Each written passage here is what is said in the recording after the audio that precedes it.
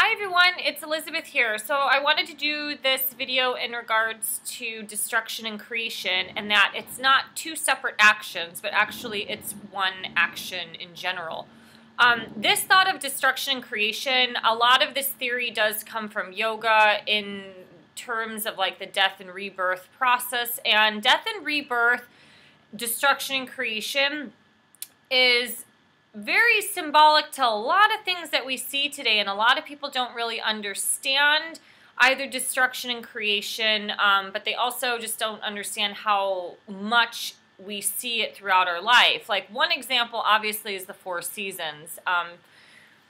Nature has to die in order to rebirth itself. One example is when a volcano blows up, like Mount St. Helens. That volcano blew up and it completely destroyed and destructed the entire area, but life regenerated itself. All it took was some water and a lake to form, and then all of a sudden life started forming itself again based on the little like microbiomes and plankton and whatever. I don't know stuff about that, like natural sciences, but if you believe in the astrological ages, something has to die in order for it to rebirth. So for example, in order to transition from the Roman Empire of the age of Aries, Christ had to come in, and Christ had to die on the cross. He died, and then the new birth of Christianity came through the age of Pisces. And so now we're in this paradigm shift today as we're transitioning from age of Pisces to age of Aquarius. I'm not exactly sure what the death is for the age of Aquarius, if we've seen it, or maybe it will come up in the next 100 or 200 years. But yeah, death and rebirth is huge. I mean, look at something like the dinosaurs. If God created Earth or this universe, he had to destroy the dinosaurs in order for humans to come in. So maybe that did come through the big meteorite or asteroid that came into Earth, or from Noah's flood, or whatever. You know, I don't know too much about that stuff, but something has to die in order for the new to come in, and we see this a lot in our life. For example, spiritual journeys are a great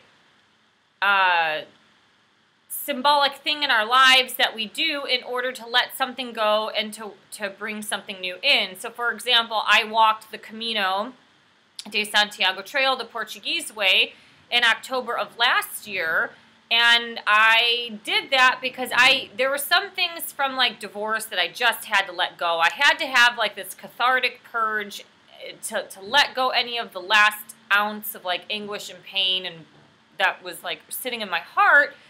And so that experience did that. It was a spiritual journey of continuing to walk forward and move forward in life without looking backwards. And so that in itself was a journey that destructed and took away the old me, and it helped create the new me, which was, you know, kind of, I guess, like coming out of the closet as this Christian, though I do identify as a Christian mystic right now in my life, and you know, rebirthing myself into, you know, new forms of femininity, because that definitely is something that's starting to die these days. So destruction and creation is, you know, some of it can be karmic in general, but a lot of it has to do with your soul's purpose and your soul's growth in life. In order for something new to come in, you have to let go, walk away, or destroy the old.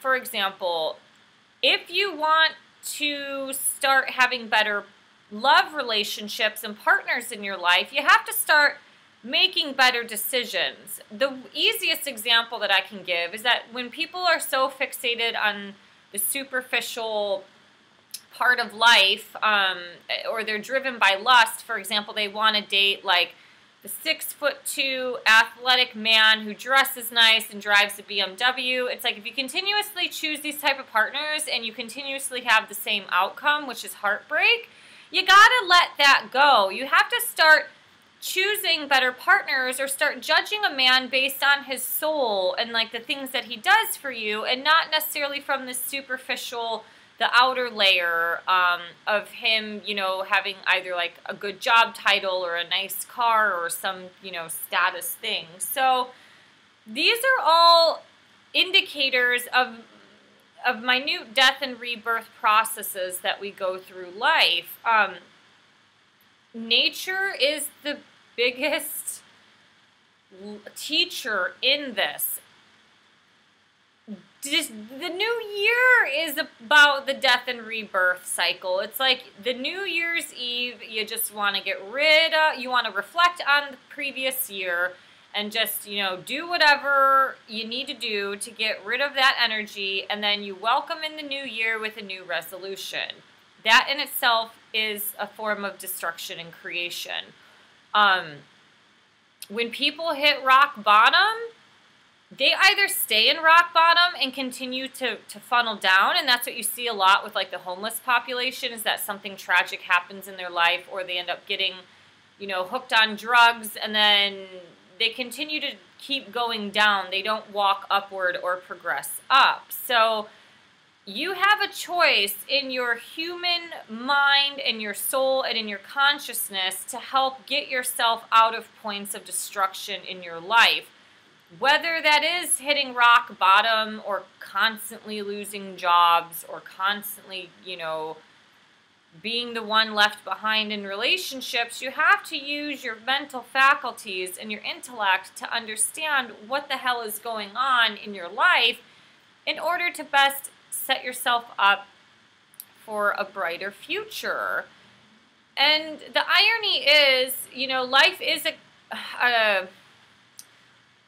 about peaks and valleys, right? So we have the deepest parts of the earth, you know, which is a valley. We obviously have deeper parts, which are underneath the ocean and the deep dark sea, things that we can't see. But we also have peaks, and every peak has the other side, which goes down. So life is like a series of waves, and, you know, Mount Everest is the highest peak on this planet, and when you hit the peak, you have to go down. You don't keep going up to heaven unless you die, but like, you know, once you hit a peak, you're going to go down. So in order to understand how destruction and creation works, it's like you have to kind of be prepared for some of these things that happen in your life, and allowing yourself to go through the motions and the emotions when you are down in the dumps of whatever has been destructed in your life, but understand that the horizon is bright if you allow it to be bright. It's not going to be easy, but you can create or recreate yourself in any situation in life as long as you choose that path. If you choose the path of victimhood and the poor me and the sitting back and, you know, kind of not doing the work, then things might not really work out for you. But a lot of our lessons in life, some of the hardest lessons that happen in our life, is due to helping ourselves grow spiritually. And we see this a lot in love relationships. I honestly, at this point in my life, like, work is really stressful, but I really think relationships and love is like some of the biggest stressors in people's lives. People who are single are craving intimacy and love and affection from somebody. And then people who are in relationships are stressing out because their husband won't do this or their wives are nagging about that. So it's kind of like, I think relationships are really our biggest stressors, which is, you know, I guess it's not uncommon or not natural, but I don't know. So destruction and creation, it's one unit. They're not two separate actions.